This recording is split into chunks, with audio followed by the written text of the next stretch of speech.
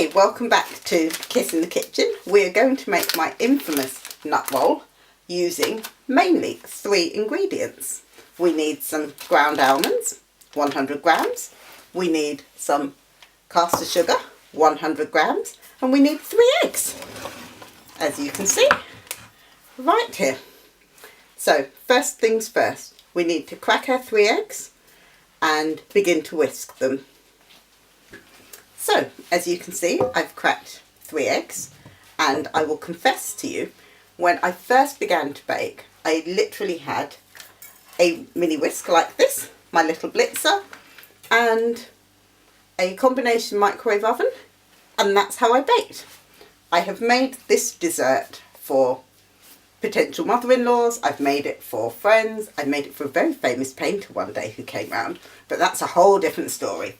So we need to whisk these eggs, so excuse me while the whisk is on, but I'll try and show you just how much you need to whisk it.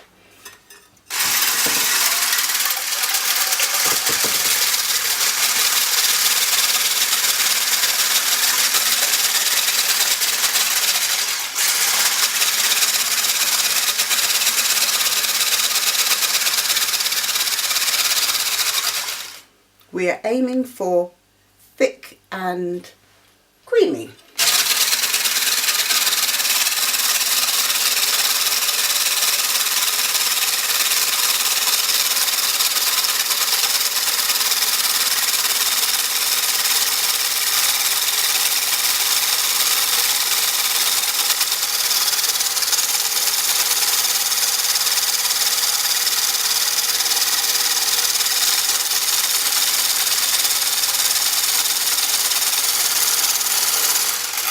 As you can see, it is beginning to thicken up, and we will shortly begin to add in small batches the caster sugar.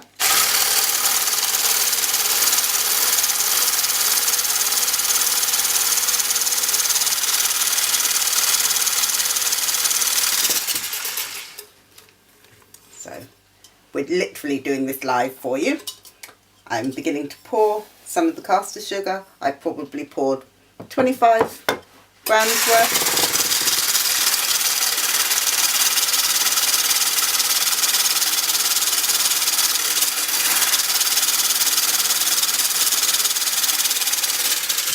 I'm going to add in another 25 grams worth or so.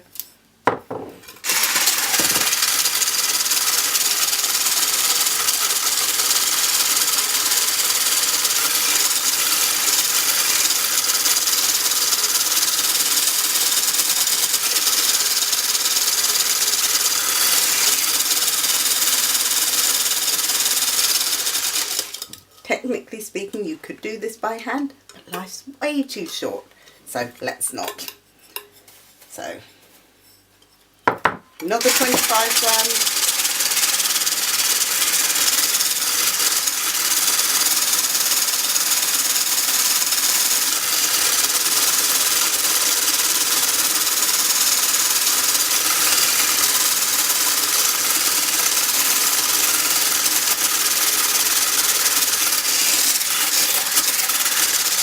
Final 25 grams.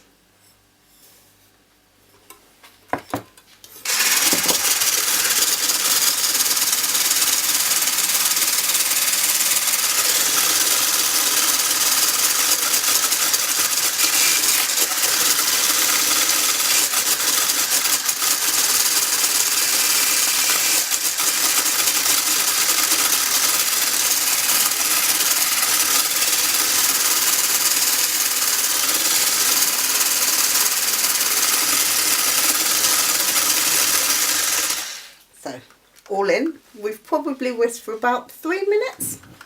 And what we need to do now, I'm just going to put my whisk head there, just add in our ground almonds, and we just fold them in gently. I'm just going to open this, and if I was super organised I would have had one pre-open, but I'm not. So we're just going to add it in. We're going to fold it really gently because we don't really want to knock the air out of it. So I'm just going to kind of pour it all in. Technically speaking, you could fold it in batches too, but I find sometimes you get a little bored with folding in the ground almonds. I have a fork here, and so we're just going to kind of lightly mix it in, kind of maybe using the figure of 8, but not too much. And as you can see, it looks like it's pretty much absorbed and it's not in a clump, which is what we don't want. Yep. So we now need to place the mixture into a flat lined tray with parchment. Do not use greaseproof. Theoretically you can, but it will just be really difficult and painful when you try to remove the mixture from the paper after cooking. So please buy some parchment or baking paper. Thank you.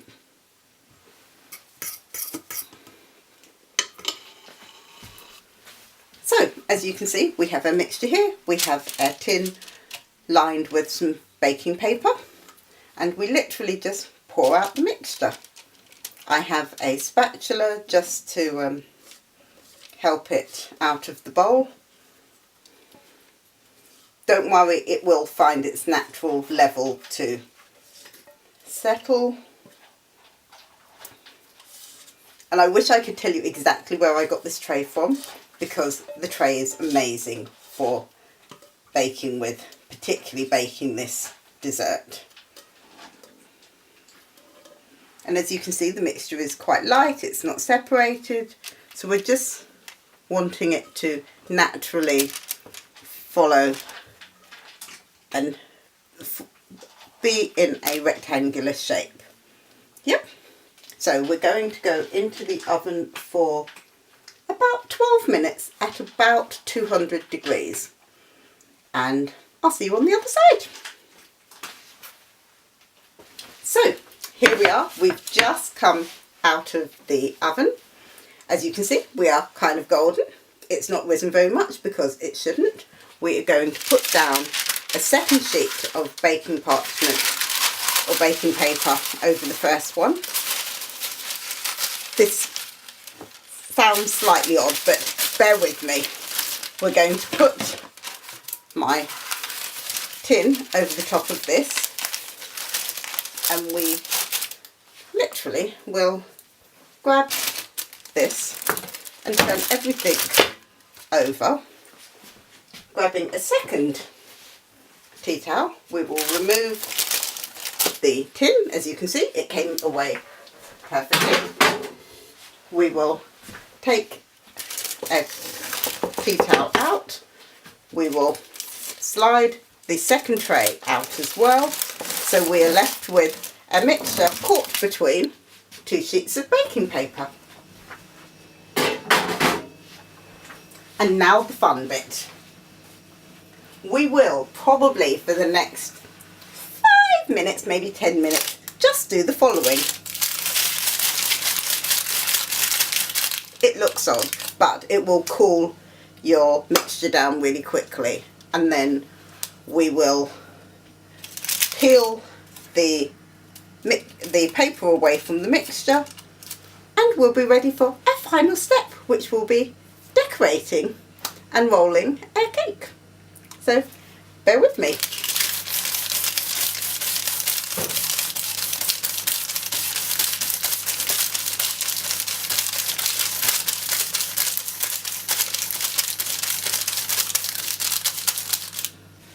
So we have 600 mils of double cream. Any double cream, as long as it's just straight double cream, not extra thickened, so plain straight double cream.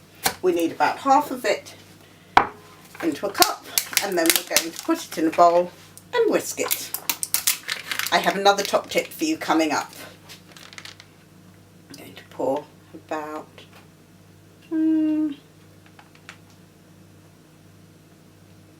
that's probably about half.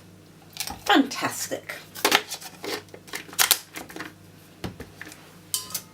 We will pour our cream into a lovely clean bowl. Nothing exciting.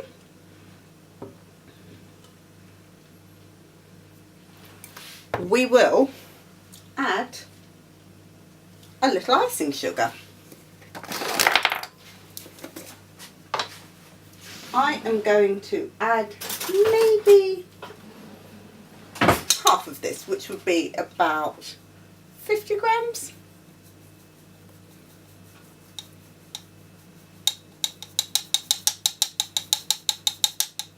And you're wondering why we are adding the icing sugar. Generally when you whisk cream, sometimes if you over whisk it, it will separate and then you'll have to do the whole thing again. If you add a little icing sugar, it should never over whisk and it should give you a nice solid base that you can layer a cake up with. And if I can find it, I will add a little flavouring. I'm thinking today vanilla or possibly caramel. We'll see what's in the cupboard. 1 second. So I have some vanilla essence. I'm going to pour, I'm going to say to you, a glob. It's about 5 mils. If you really love vanilla, add more. If you don't like it at all, don't add any. If you like caramel or a different flavouring, add that. It's entirely up to you. So we're going to whisk. Again, excuse me while I don't talk while we're whisking, but I'm going to turn the bowl so you can see what's happening, okay? So we've got our icing sugar in here.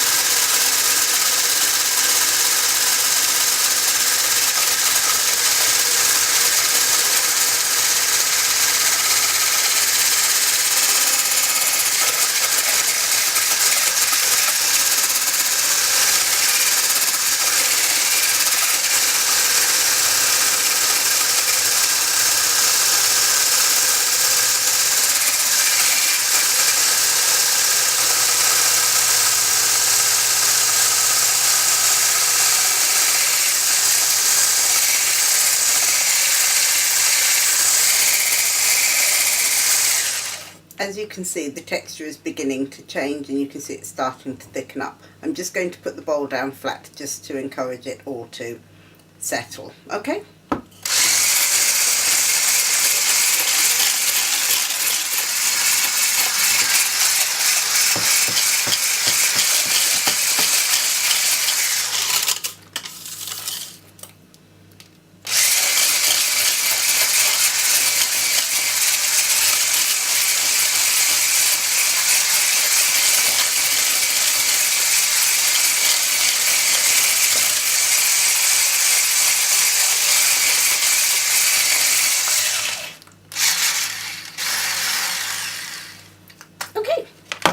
That will be us, fully whisked, and as you can see, that is quite set because it's not moving. We begin to dress our cake. How exciting. So we have peeled the parchment off the cake mix, the cooked cake mix. As you can see, I didn't use the best baking paper parchment. Please buy, as I said before, baking paper or good parchment, because then normally it will come across and come off and it will be more like this and less bitty, but we're good. This will be fine for today. So I like to, you may not, add a little bit of one to it just to spice things up. I'm going to take a less than a capful and just kind of lightly douse. So as you can see, we've got less than a capful, and we're just going to lightly kind of sprinkle it over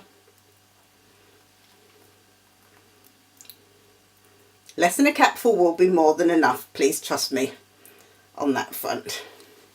Obviously don't add alcohol to this if you're serving it to young children. I'm just saying. And obviously, oops, I'm so sorry, I knocked a bowl over. And obviously don't serve this to people with a nut allergy. So, here we are. We will be adding one further ingredient, which will be a tin of mandarins. You can use any tin fruit you like. You could use strawberries, raspberries, mandarins, and kind of the citrusy fruits are my favourite, so we're going to add that, and they work really well with the rum, but entirely up to you. So I'm just going to open this because I'm trying to save my fingernails. I'm going to drain off the liquid, so we're just left with the fruit. So one moment.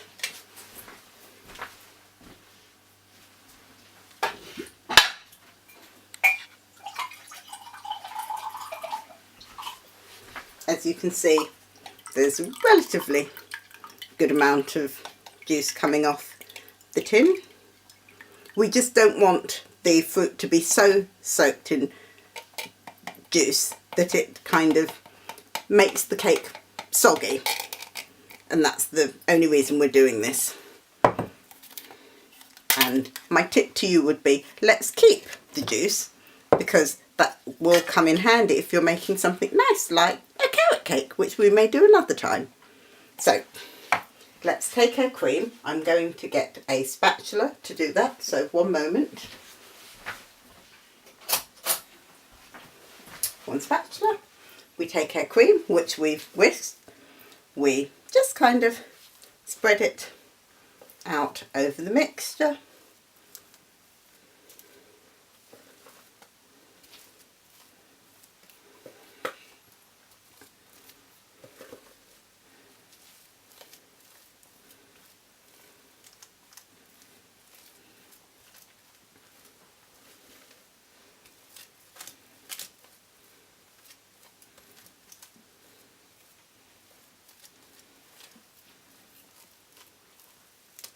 You don't want your cream to go all the way to the edges because we don't want it to squish out when we roll.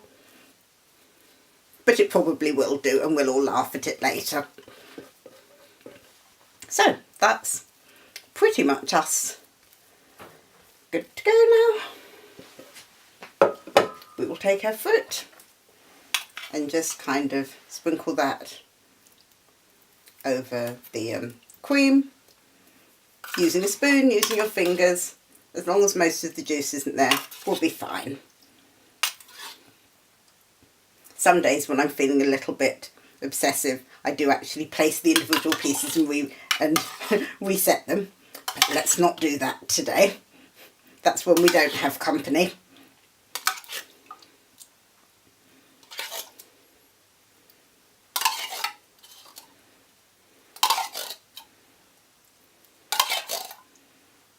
Nearly there, last few pieces. Oh. The last piece that's like, no, I don't think I do want to come out of the tin. Brilliant. And then all we do, and you'll love this, we literally just take it and roll it over and tuck it under. And we should end up with pretty much a nice, neat roll, which looks like this. To disguise the peeling off of the top layer, we're going to use a little bit more of our icing sugar. So I will just fold that here,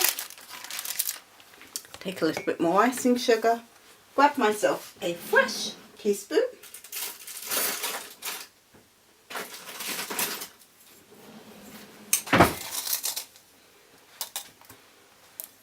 dust this over the top.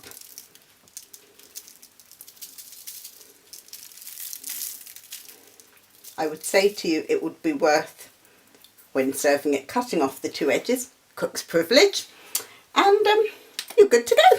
So do enjoy. Thank you so much again for coming to join us at kiss in the kitchen, and I'll see you soon, sweetie. Take care.